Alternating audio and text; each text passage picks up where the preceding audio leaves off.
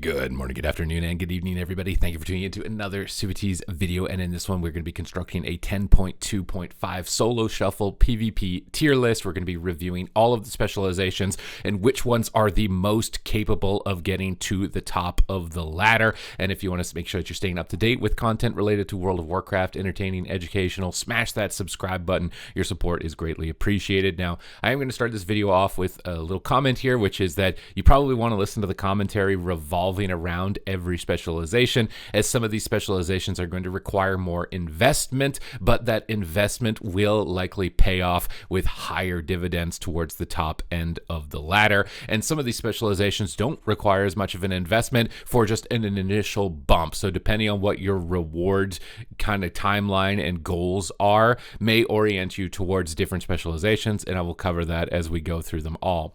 So the first one is the Affliction Warlock. Now the Affliction Warlock has gotten weaker in 10.2.5. Now that Soul Rot is a shadow school, it means you literally only have one school of magic. So this is a specialization that is better in shuffle than 3v3.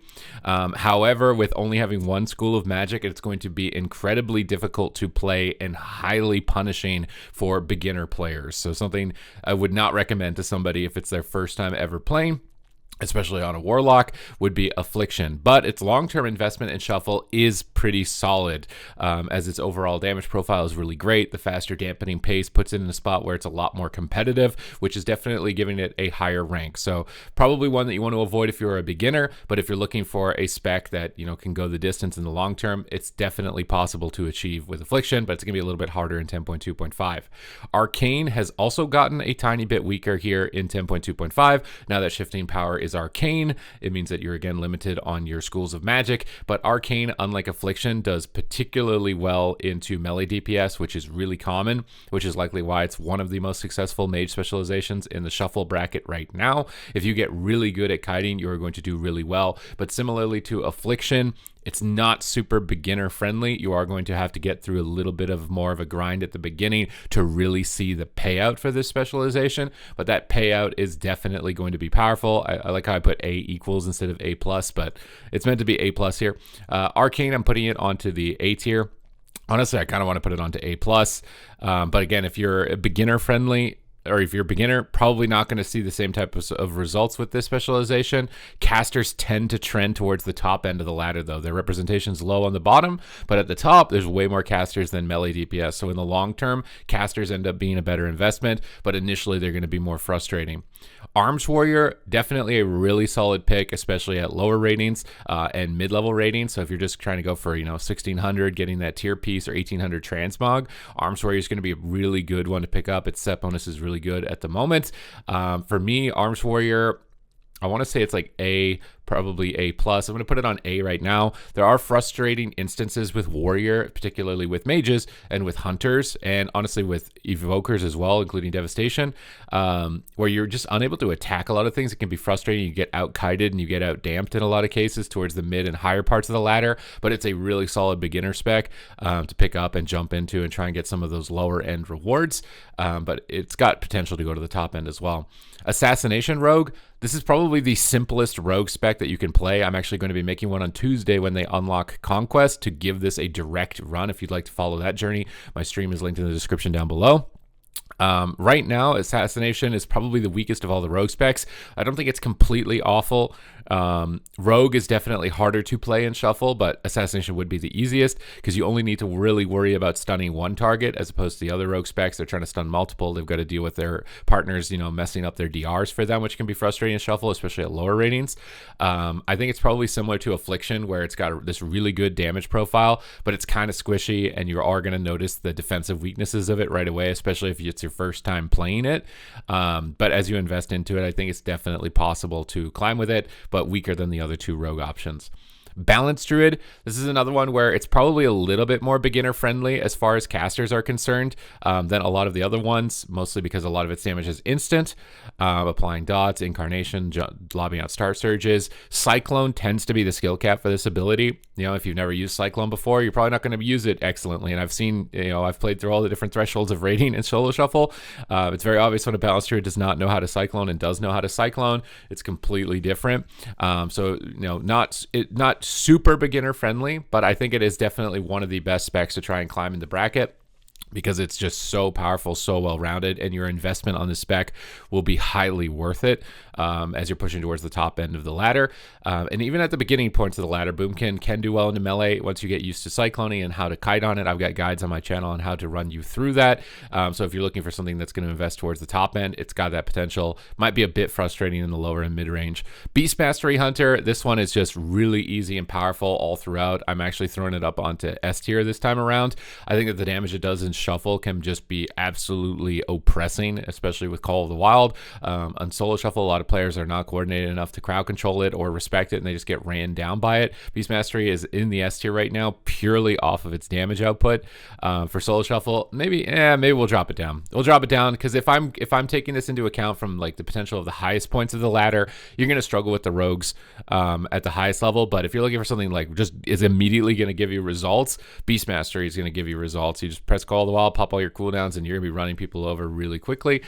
Defensively, though, it is gonna become a little bit weaker into the rogues, but it's really good into warriors, into these low mobility melee DPS, and really good into the mages, as well as the warlocks. It's just a really good overall pick.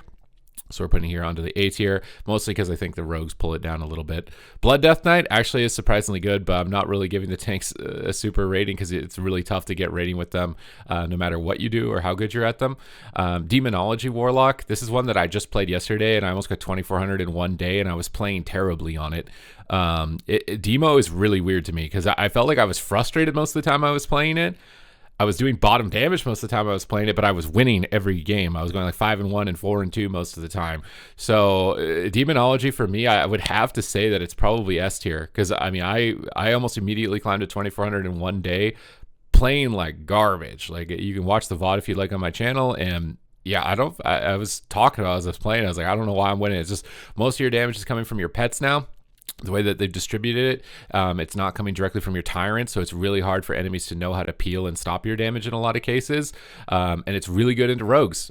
Being able to use your pet stun when rogues are sending their go gives you huge potential, but again, at the lower level of the bracket, probably going to be more tilting, but a lot less tilting than Affliction because you have more schools of magic, bait kicks with Fear, bait kicks with Valfiend, and then you can cast Hand of Gul'dans.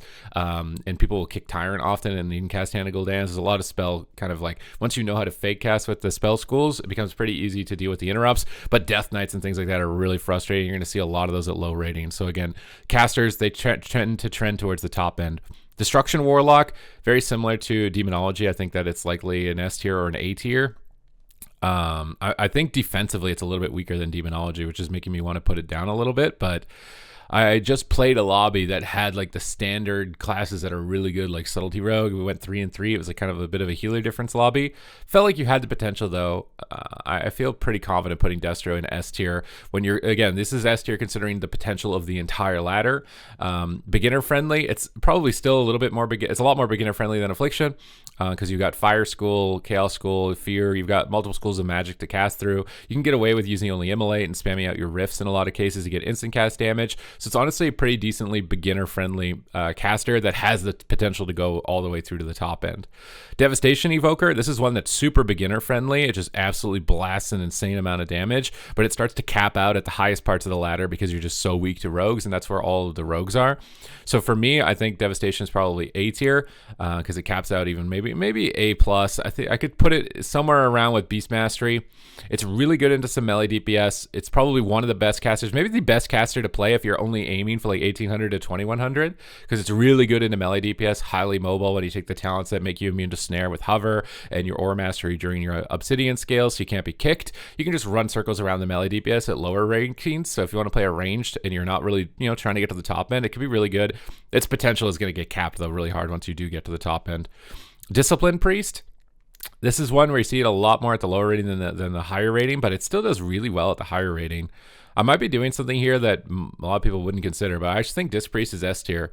I see it in a lot of lobbies with druids, and it's going 4-2. It's beating them. It has a good shot. It's really well rounded at the moment.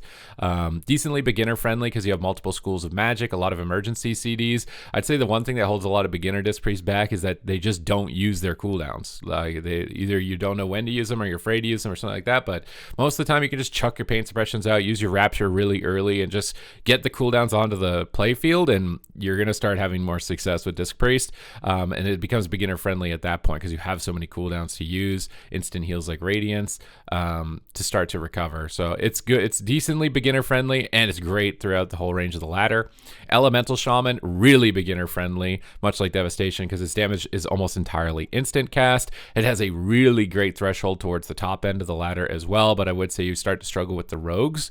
I think particularly because of the rogues, I'm putting it a little bit lower. It's a really good beginner friendly caster against all the melee. Once you learn how to use all the knockbacks like Thunderstorm and Unleash Shield, you're gonna have a decent time at lower mid-range ratings on this as a ranged class. I think again you cap out towards the top end with all the rogues that you're gonna be seeing at the top end. Enhancement shaman, definitely more of a struggle throughout all of the ranges of the ladder. There are more and more builds with enhancement. I was playing with an enhancement shaman yesterday, and we're actually doing really well as Demonology enhancement holy paladin, and we saw a bunch of enhancement shamans playing with frost death knights. Enhancement appears to be kind of like coming back from the grave.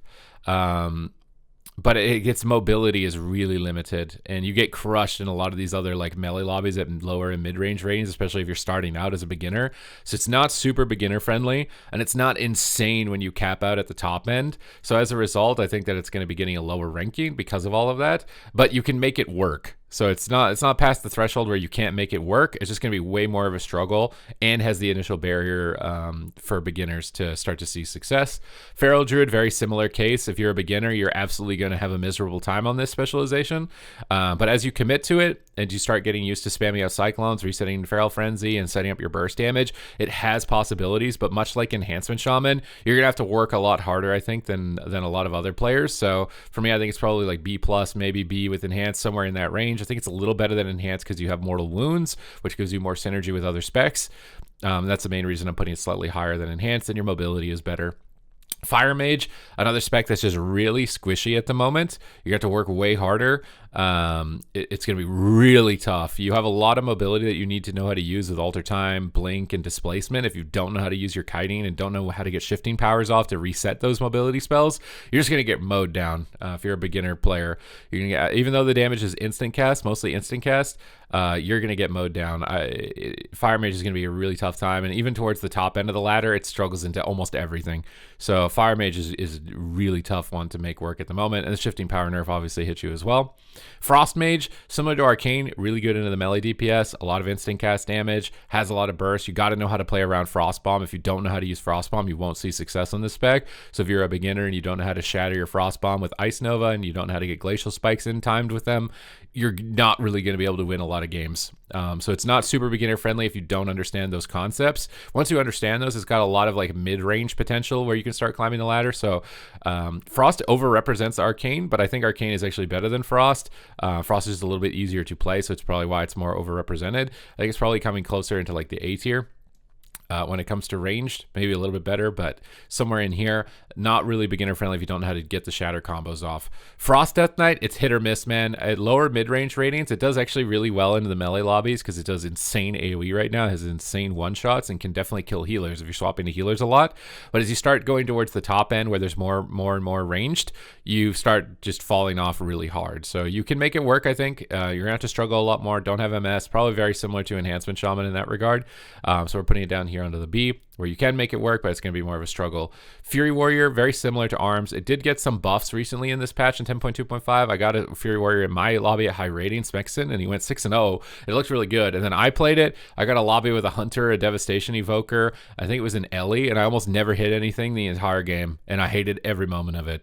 So it really depends on what lobby you get, I think, with Warrior as to whether or not you're going to have a good time. If there's a lot of Shadow Priests and Warlocks and like low mobility casters and Clothies where you can stay on them, you're going to feel really strong. If there's plate classes, your damage falls off pretty hard, as well as these high mobility classes that you can't really touch, like Devastation and Hunters, because it's really frustrating. So for me, I think Fury is still weaker than Arms, probably better than Assassination and Feral though, so we're putting it into the B+. Guardian Druid, again, we're not really ranking the tank, so the Guardian is actually pretty good, but it's going to be tough to get Radiant Shuffle. Havoc Demon Hunter, you're still weakened to rogues, but this spec is super beginner friendly. It just has so much damage that's just baked into your rotation, you know, like 3 or 4 buttons, maybe if that, and you're doing like insane amounts of damage, which can carry you at lower and mid-range ratings. So if you're looking for something that's just going to almost immediately start getting you results, Havoc Demon Hunter is definitely that specialization, and it does decently towards the mid and the high-end ratings as well. You start capping off when you get into Subtlety rogue territory, but that's pretty much it. So for pretty much the entire rest of the ladder, you're going to be doing phenomenally well until you get towards the absolute tippy top of it. So I'm tempted to put it on S tier, but we're going to put it on A tier for now. Really good beginner spec, mid-level spec, starts falling off at the absolute capstone top end of the ladder. Holy Priest, I just don't think this spec is good at any point in the bracket. You have the worst mana, worst healing output. It's really tilting. I have not had a good time on this spec. And every time I see a Holy Priest, they're not doing spectacular either. I'm putting it down on the D tier, dude. This was the slot meant for the tanks, like just to say, you know, like we're not really ranking these. Holy Priest is so low, it's going down on that one as well. I do not think this spec is going to do well, whether you're a beginner or an advanced player. Holy Paladin, this is a really good beginner spec because you have a lot of ways to immune damage, and your healing output with your cooldowns is really high, and most of it is instant cast through Holy Shock. So it can be really good beginner healer. It's really good in lobbies with hunters and rogues, which again, towards the mid and high level lobbies is a lot. Where it becomes frustrating, especially if you're a beginner, is if you're getting attacked a lot, and that can happen in the mid and lower ratings where you're finding a lot of melee DPS. You can get attacked a lot. Once you get really good at kiting with your steed and your freedom and positioning away from melee, though, you're going to start to skyrocket because of all of its powerful cooldown effects for those types of trades. I'm putting it on A+ for now. But again, if you're a beginner, you got to get really good at dealing with being trained by melee DPS to be able to get past that initial hump to see the potential of the specialization. Marksmanship Hunter, I think, is falling off. I think it's particularly good in the Clothies, does a lot of damage, but if you get lobbies with Death Knights where you can't move and you're getting gripped around and there's multiple plate targets, you start just doing nothing, and it becomes really tough to make things work. I'm going to be making a Marksman Hunter when the Conquest cap is alleviated and doing a lot of 2400 solo shuffles. To have my own personal view on that experience, but from what I have seen so far from my friends, it seems like it's actually very difficult to do well with at the moment. I think it's probably better than Affliction. It's more beginner friendly because you don't, you know, you're a range that doesn't have a cast bar, so you can't be interrupted, but you're going to get run down a lot. Against some melee, though, you can get a lot of distance like warriors. It's mostly Death Knights and Demon Hunters and Windwalkers that tend to be really tough, that have way more mobility to actually stick on you. And those high plate targets can be rough as well. Mistweaver Monk, it's a pretty straightforward healer when you're playing ranged Mistweaver in terms of just pumping out healing and staying max distance. But if you can play Fistweaver and ranged Mistweaver, it's not terrible. But you're really exposed to crowd control, really exposed to subtlety rogues. For me, I think it falls off a bit because of that. Not that it's completely terrible, but it's going to have a struggle with most of the meta specs, but it's decently beginner friendly just because of how high its throughput is. With this spec, the initial beginner curve is learning how to use your portals to avoid crowd control and avoid getting swapped to. Once you've got that under control and you learn how to avoid CC based on your positioning, you're going to start to really see the potential of the spec unfold. But once you reach towards the top end, I think even mid-top, it starts to fall off. Outlaw Rogue, this is one that's absolutely not beginner friendly. If you have never played Outlaw Rogue and you try and play this, you will fail. But if you are a master of the Outlaw Rogue, you will absolutely dominate. It may debatably be one of the best, maybe the best spec at the moment. But again, it's got that huge difficulty curve. It just starts off immediately. You're going to be just getting nothing done. But once you've mastered it, you're going to be totally unstoppable. So take that into account, what your goals are. Do you want something to invest in towards the top end of the ladder that you know is initially going to be frustrating or not? Because that's going to be the journey and experience for you on Outlaw Rogue. Preservation Evoker, not really beginner friendly in solo shuffle. It's really tough to coordinate with the limited range and a lot of your spells being close range AoE to get players to stay in your Dream Breath while it's channeling, not have them portal out or kite away from it, and then you're dragged into a bad position and your mana is not great. Preservation Evoker is not a great time in shuffle, I think, almost through any parts of the bracket. The only time you really get to have a good time is when you fight things like Hunters and your nullifying Shroud gets value and they're not able to remove it. Other healers, you know, it's a lot more difficult to deal with that and they get crowd controlled more easily. So I think Preservation, like, you can make it work, but it's really tough. That's like, this is kind of like to make it work, but you're working twice as hard, maybe 3 times as hard as other people of your role. Or you've got some counter matchups where you're not really able to get a lot done. But Preservation Evoker is not in a solid spot at the moment. Prop Paladin, you only fight Prop Paladin, so it's tough to rank that one. Resto Shaman, This one, again, not beginner friendly because you're a healer that has to cast a lot, and you're going to get interrupted. It's really fun though. Its potential, unfortunately, is capped as well as at the top end. I feel like anytime you get a Resto Druid, it's going to be like pretty tilty experience in Shuffle. It's not beginner friendly. Unlike Mistweaver, where your healing throughput's really high, Resto Shaman just doesn't have healing throughput. You got a lot of APM to manage with Grounding Totem and Wind Shear. You're constantly trying to block something. So it's like Outlaw Rogue, where initially beginner wise, it's going to be really tough. People don't want to stay in your Earthen Wall totems. It's harder at lower ratings because of that, to have teammates play around your positioning. But it gets really fun once you've actually invested and learned how to play the specialization. So for me, I think it's like probably like a low A, less than Mistweaver, maybe a B+, something like that right now for Resto Shaman.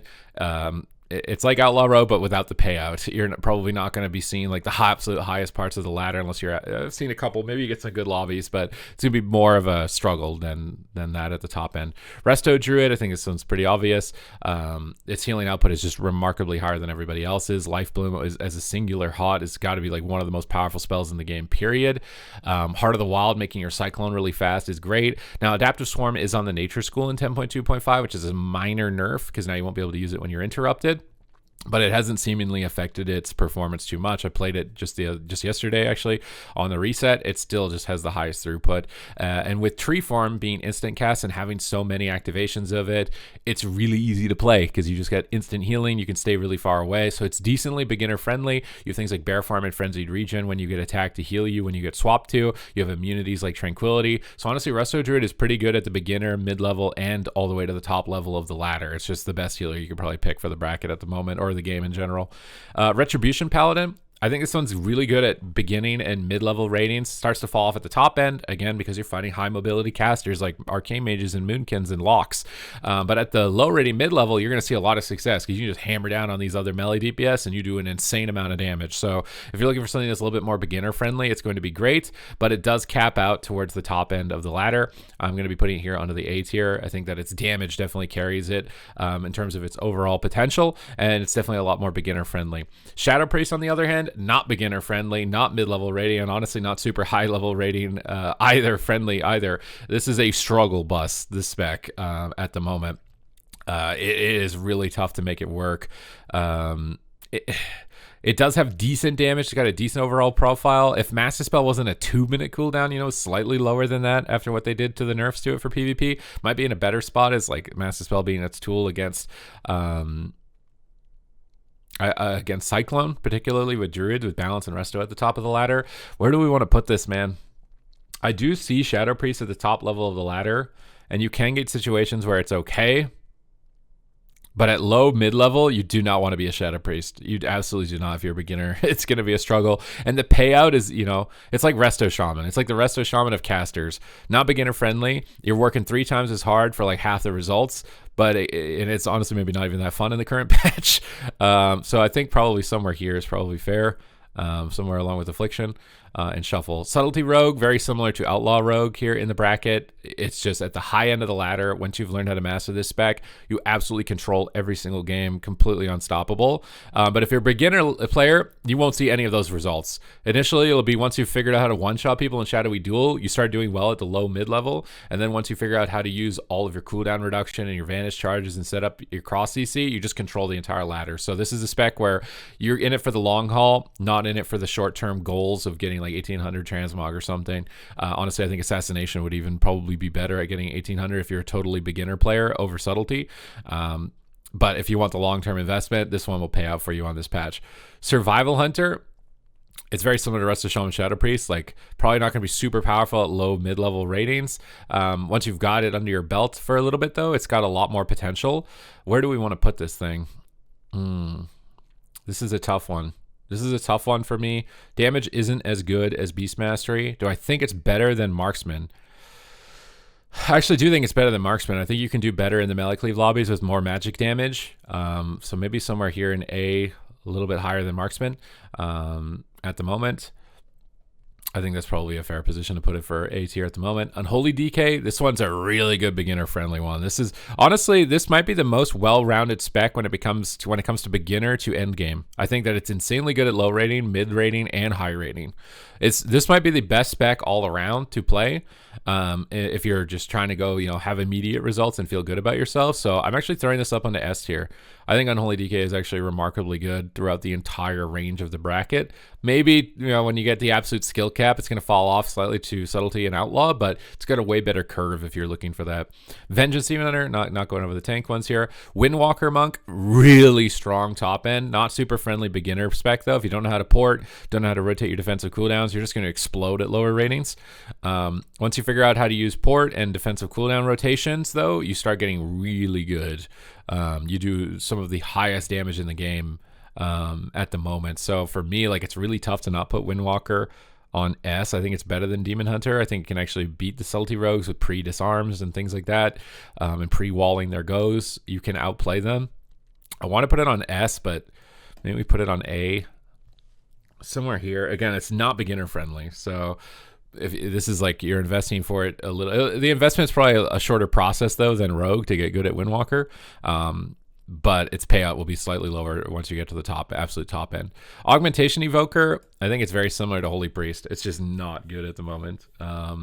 Its representation is indicative of that. Its damage output is just significantly lower than Devastation, and it's just fallen off heavily at this point, unfortunately. So these are my initial thoughts here for 10.2, the solo shuffle experience. Which specializations are going to give you the highest payout at the top end? Which ones are the most beginner friendly?